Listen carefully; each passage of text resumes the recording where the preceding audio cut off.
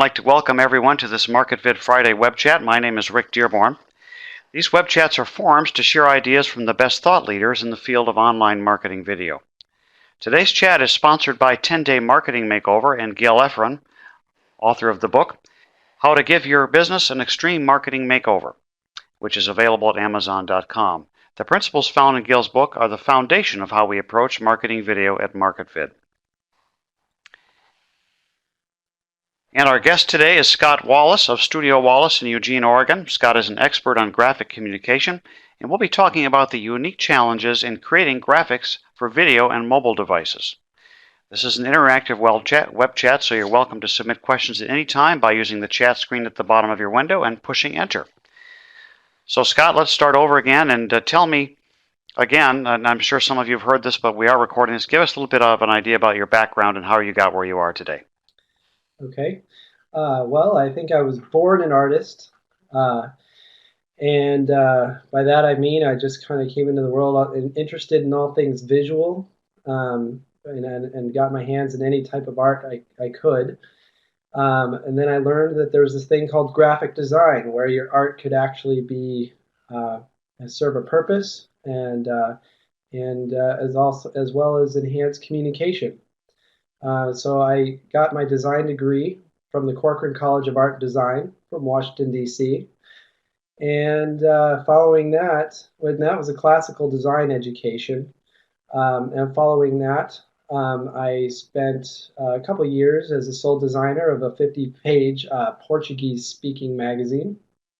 I was responsible for the type and the design of the entire magazine, as well as the arrangement of photos and graphics if needed.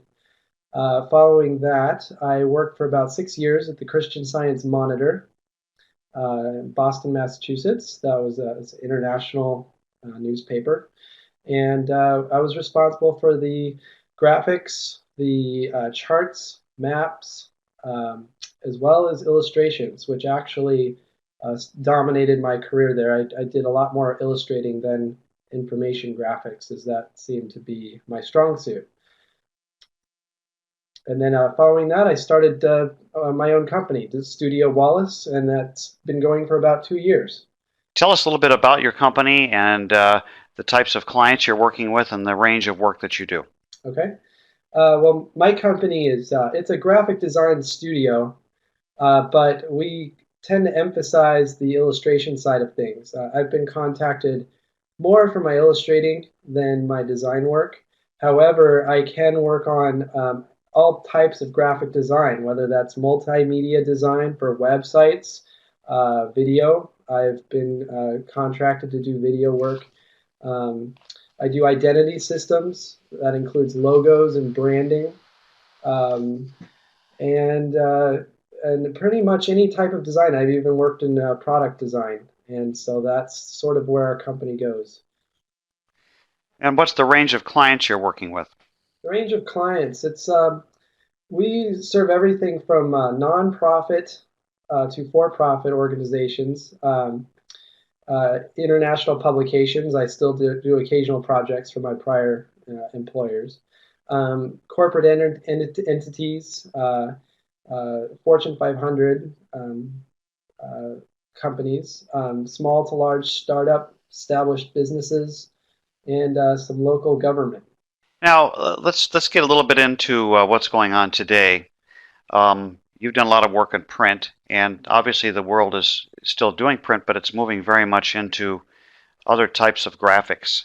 Tell us a little bit about that transition, about non-print that's going on, and how that impacts how you think about design work in working with graphics. Well, it impacts me dramatically. I see all types of projects getting offered to me, but more and more I'm seeing a demand for web graphics as being more essential to communication than the print stuff. So naturally, I've been gravitating away from the print and moving towards the online application of my design. And it's a really effective way to communicate, and so as well as the the opportunities that exist there for creativity are pretty much limitless, and you're not limited by printers and um, physicality of a printed product. It's Do you feel that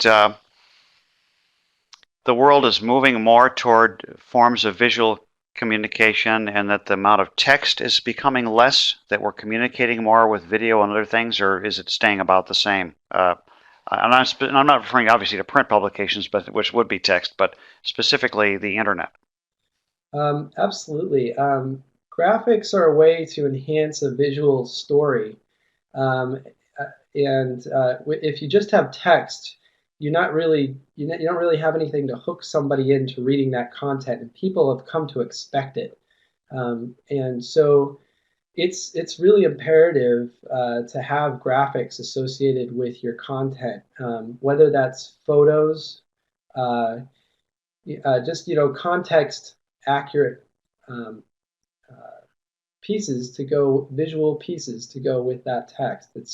It's very important to hook readers, hook people you're interested in selling a product to, and nobody goes to websites and just outright reads information unless they're really prodding for something very specific. So it all depends on the purpose, but people have come to expect it now.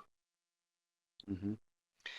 Well, I think let's talk a little bit about these things. Mobile devices, which are really becoming prevalent now, and with the advent of some tablets that have been released even in the last year. I know the Kindle Fire just came out right before Christmas. My wife and I bought them. They're fantastic communications devices. There we go. Is that a Fire or is that a Nook? That's a Fire. Yeah, I got mine. Okay, you got one too. Yeah, they're great, aren't they? Oh. And they're affordable. $199, and I'm sure we're going to see a lot more of that. So. And a lot of people saying that 2012 is going to be the day when this stuff really starts to take over. Well, if that is the primary output device for the internet now, is becoming more so possibly than the computer, the laptop, that means the screen is getting a lot smaller too. So how do you design for that? How specifically, when you're thinking about design, do you design for these smaller devices? Well, when it comes to these smaller devices, design, it really is everything because the way it's being presented is graphic. It's not, as we talked about before, it's not just strings of text. And it's imperative to present that properly and not lose your audience. So the way I go about designing for a smaller device, it's the same design process, but you have a whole new list of considerations. You have to establish what the purpose is of the, let's say it's a mobile app. I haven't designed any mobile apps as of yet, but if I were to, the way I would approach it is establishing the overall purpose of that app. Who's the intended audience for it? That's very important in graphic communication, is the intended audience. You can tonality, you can say something with in one style, it communicates a whole set of feelings about that product. And if you say it in a different, if you show it in a different style, it'll communicate a whole nother set of parameters. So you have to really ask a lot of questions and do your research to begin with, establishing those key points about audience and purpose. Then you have to get into usability, which is extremely important because with people's limited time, they don't have time to sit there and figure things out. So getting people navigating through all this information is in a streamlined fashion is very important. And then it has to be appealing. So then you have to make it, you have to present it in beautiful colors. You have to have appropriate sizes and scale of bits and pieces of information you want people to be looking at. So it's really balancing appearance with function. And then in addition to that, you have to have an awareness of what's out there. So you have to take what somebody's doing, what their intended, what their intentions are, but then you have to be aware of what's already out there. So you have to know what you're competing against. And then also it's not us designers. We're not always having to reinvent the wheel. Somebody else out there has thought through these things. So it's very important to go out and see what the other thought processes have been, and look for all opportunities for visual enhancement. Now, it seems to me too that when you're dealing with a printed page, you might have a graphic on there or multiple graphics, but it's static. When you're dealing with video, you're dealing with mobile devices where you have a repetitive stream of things. I guess you call it a timeline. How do you deal with sequenced things like that have to happen in a particular period of time? Well, you approach it the same. From a static standpoint, in the sense that you are guiding somebody. You're guiding somebody through information. So the big difference with the timeline is that there's sort of a feeling of movement, and I mean there literally is movement. You're going to create movement with your graphics, but it has to match what the audio is doing. It has to match. Um, it has to be in harmony with everything. So the graphics really need to drop. They need to be supporting whatever excuse me, whatever message needs to be said, but it also needs to drop back and not be distracting, because in a video world, there's so many things coming at you. You can only process so much. So you really have to respect that. And if you're going to do something that's eye-catching and great looking, well, it's got to have a purpose. Otherwise, you're taking away and distracting from the message of what somebody's trying to communicate. So and that it has to be handled with finesse. So you really have to pay attention to what you're doing, and you have to really think it through. Should I be using this graphic? Should I be using this color? Is this distracting? Is it supportive?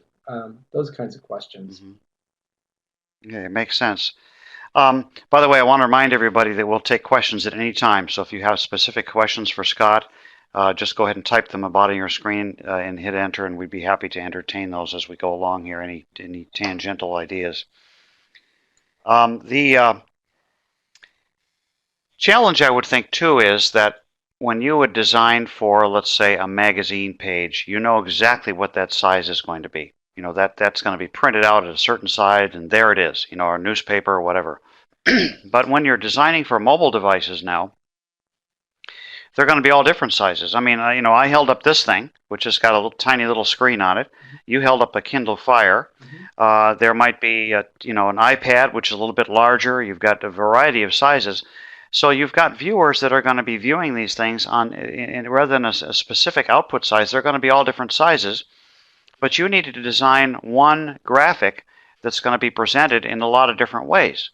So how do you deal with that? With font sizes, and do you go for the lowest common denominator and go for the smallest? How do you factor that in? It must be very complicated. It can be very complicated, because once you move to that smaller format, you have to now consider that you're not going to fit everything on the screen that you had before. You have to now start narrowing it down. Okay, you're paring it down. What is the most important piece of information, or a navigation that needs to be here at this step in the process? When you have a big screen, you can afford to have menus and multiple options, but you can't do that on a small screen. So if I were, it sort of depends on what a client wants, what their approach is, or what their needs are, what devices they want to be represented on. And I guess as far as designer, I would take that in stride as far as their needs are concerned. I would, consider their overall priority. If it's the Kindle Fire, well, then you design for and then maybe the successive applications are even the smaller devices like the iPod or the iPhone. You would design for the Kindle Fire first. You would establish, establish that first, and then you can then reorganize. After you've completed that, you can then reorganize and take the elements that you've done and that whole visual style that you've presented, and figure out what you can do away with and what you can and can't include for the smaller formats. It seems to me like you almost have to design for the smallest format because that is the lowest common denominator. You have to assume that the viewer is going to be on an iPhone. My father used to be a recording engineer, Mhm. and I remember one time coming into his studio, and here was a little tiny speaker up on the console, and he had these big giant speakers, and he was mixing for that little speaker. And I said, "What's the deal with this?" He says, "Well, that's what people are going to be listening on. They're going to be listening on a small radio, so we have to mix for that. So here's all this fantastic equipment, and you're outputting it onto a little 3-inch speaker, like a transistor radio." So is that kind of what you have to do? Think about. I understand you start with the concept and scale down, but are you really designing for the lowest common denominator? You're in a way um, designing for every common denominator, but the lowest being the simplest. So it's if and that actually goes for anything. If it's really good design, it's simple. It communicates. So you're right. Actually, if you started with the iPhone and said if we can design our application to be on an iPad or an iPhone or something, yeah, as small as an iPhone, uh, and it can be successful there, then really moving up is a much easier task. So I think that that makes perfect sense, especially you take Target for example. If you go in and you shop at Target, they've developed an application that you can shop for their products on the iPhone, and it's beautiful. It works great. You have just what you need and nothing more. And then when you go to their website, well, it just seems to be an inflated version of that. And you can see the influence. You can see how they've simplified things in the last 3 or 4 years. The web is being influenced by the simplicity of the mobile devices. So Mm-hmm. they've done wonders for simplification and ease of use. Mm-hmm. Mm-hmm. Makes sense. Let's talk a little bit about working with clients. What makes your life easier if you have a project to do for regardless of what the output is, whether it's a mobile device or video or whatever? What is it that helps that process go smoothly for you? The smoothest thing is more information. The more research, the more questions that can be answered at the outset, the smoother the process. And I guess it depending on what I'm working with, a lot of times if it's a new project I've never done before, I have to ask a lot more questions because I have to learn a new process in a lot of cases. If somebody came to me and asked me to design an iPhone application, I would have a million more questions than somebody who's been doing it for 5 years. So that's the main thing I would need from a client is just the explanation of those objectives. What's also very important is their visual likes and dislikes. As a graphic designer, I can go down many different visual paths for presentation of their product. And if I don't understand what their preferences are, what their tastes are, what they're gonna prefer, then I could waste a lot of time coming up with a look that just doesn't match. So that's important. Understanding turnaround time is really important. Um, how fast do they need it?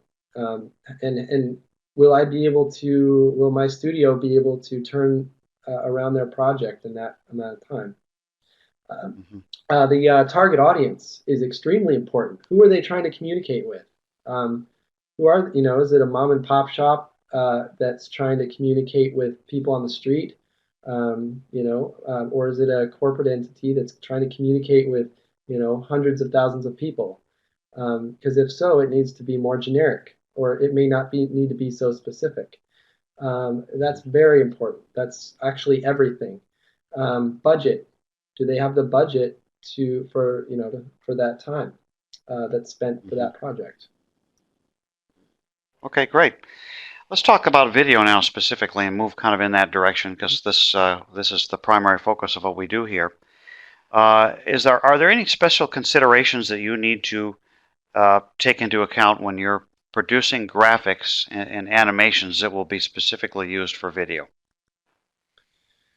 Uh, there are lots of considerations. For example, I worked with another studio, an animation studio, to produce illustrations for an animated video. So my illustrations were being animated, And what the difference is going from a static presentation when you've done the static illustration. Well, it's just done. It's just all the things are all the elements are balanced. There's scale, perspective, color, whatever it is. And but when you move into the mobile environment, not mobile, the video environment, um, it becomes you have to take those elements and think about how they're going to move over time. How, is this going to work as a video? Is this character that I'm doing, if I'm illustrating a character design, will his facial features can we animate them? Will his mouth um, move? Will that mouth style be able to be animated and be successful? So there's a lot of a whole list of things that come into consideration when you're designing for video. But in the end, it's really just more and more and more. But then the elements of design are all still the same. It still has to feel balanced. The color has to feel right. Where you're bringing the attention of the viewer is this. That's all the same. So it's really just broadening the horizon. Okay, good. Thank you. I'm going to ask you a question now that I ask all of our web chat guests. That it has to do with kind of where we are with the use of video in business and marketing, specifically online marketing video right now. If I were to ask you, and I will ask you, on a scale of 0 to 100, with 0 being, not nobody using any video in their marketing materials on the internet, and 100 being saturation or maximum, that we've attained a stride and everyone it has become the mainstream. Where would you say on that scale of 0 to 100 where we are right now? I'd say on the scale I'd say as it relates to small businesses versus big businesses, because on the small business scale, we're definitely in the lower numbers, somewhere around, 2, if not 1, because a lot of businesses, we're right now at the crux where small businesses are just now figuring out how video can be beneficial to them. And if you go on websites, sometimes they'll have video, but it's really rudimentary. It's real basic. There's nothing special about it. It's just, if anything, it's really just to show people that there are real people here, and that we're contactable. That and showing personality. That's a big part of it.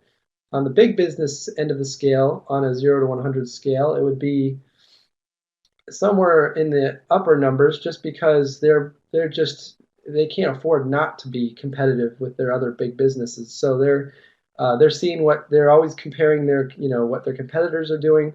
So they're going to be around like a 7, a 6 or 7.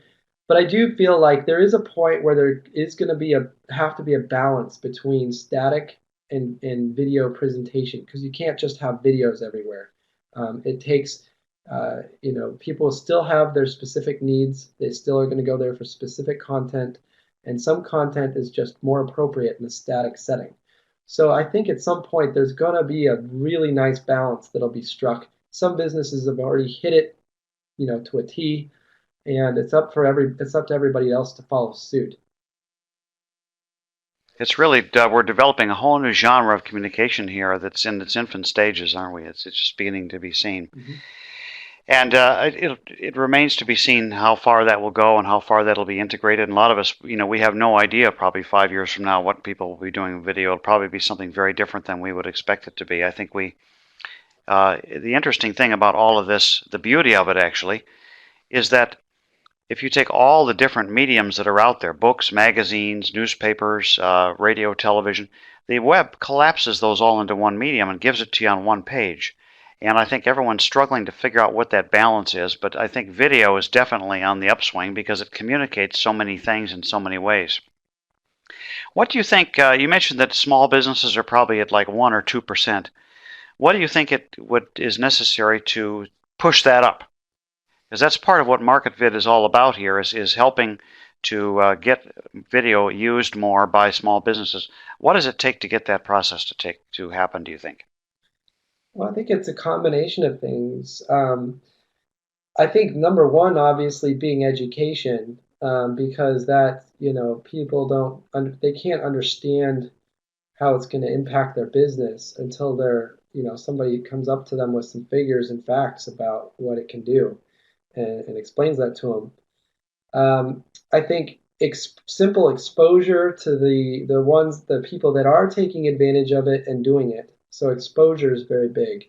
Once people are exposed to it, they can see the value in it. And then I think, and then as far as us designers are concerned, you know, um, we have to be constantly presenting that as an option to people, and if somebody comes to me and asks for a static web page, um, I'm gonna immediately suggest, have you heard of it? Have you thought about video, including video? Um, so for the professionals, it's up to us to push it because we can see the value in it, as well as it brings business. It increases our income and our business, so that's good for us too. Um, but I think the main thing is to take advantage of it and do it. It's there. The tools are all there, and there's no mistaking that it enhances everything we do. Yeah, I think that's the key to the acceptance of any new medium is the tools have to be there to create it. They have to be affordable. We have that now. I mean, my gosh, you can edit a video on your laptop and shoot it with a $200 flip cam. Mm-hmm. And then you have to have the approved medium or the channel of communication that is an accepted standard, and we have that with the internet now. We've got standards for these things, and we've got YouTube. So the opportunity is there. It's just a matter of getting people into it. And I just want to remind everyone that's watching that that's really what MarketVid is all about. We are here to cross that bridge between the people that don't understand what this is and the people who are doing it to understand the value of all this and to help to educate the public, not only educate small businesses and how they can make use of this and what's effective, but to also create a social network for the people who are doing it that can share ideas as this genre and this medium evolves. And that's really what MarketVid is all about, is helping that process along. Scott, I'm going to ask you one more question. Again, another one that I ask all of our guests, and that has to do with if we could have a crystal ball here and take a look maybe 3, 4, 5 years out in terms of where things are going with marketing video and graphics and all this communication, these new techniques and smartphones and mobile devices. Could you take a guess as to where things might be a few years from now? Well, I think obviously the trend is, up. If you look at your HD channels on TV, um, that to me is the benchmark. If I go on and I can look at the Super Bowl and you look at the quality of the graphics that they use to show the numbers of the team's stats and that is just visually immersive. And that is where we're going. Whether or not people have the capability to do it, given their budgets, is another question. So, there's going to be a proliferation of video. The quality of it is going to be another question. So, in 5 years, I think you're going to see a lot more of it. People are going to be struggling to keep up with the quality because there are going to be some people who can really do it, some people who just don't know how, and some people are going to do it anyway. I just spoke to an upper manager in a Fortune 500 company, and he's pretty much at the point where he has to create a new section in his department just for graphics and video graphics because his documentation that people are reading it's just dry without it. Now when you compare it, it's just dry. So in 5 years, it's going to be necessary. It's going to be imperative, and anybody who doesn't have video is going to look old or some form of it. And my graphics would have to match it, pretty much. Mm-hmm. I think, what's happened is YouTube has changed everything. We have these homespun, shall we say, looking videos. There is an advantage to that in that there's a realness and an honesty about them. That, like you say, hi, I'm the shop owner, and here's my company, and I'm a real person. And there's a lot of value in that. But I think as time goes on, people are going to start to expect to have to tick that up, and they're going to get tired of that look, and that it is going to require, a higher quality presentation as time goes on. Very good. I'll ask you one other quick question. I know we're running a little bit over time here today, but we started a little bit late. Could you give if you had a tip to give people in business today as to what they can do to improve their marketing with all these things, what would you say to them? I would say dive into the video game. Get into it. Um, See what other businesses are doing, and ask yourself gut questions as to why it's working for them and how you could do the same. Great. Well, Scott, thank you very much for being with us. We really appreciate that and your insights, and maybe we'll have you back again. And I want to remind everybody that Scott is one of our professional members and is available for coaching and assistance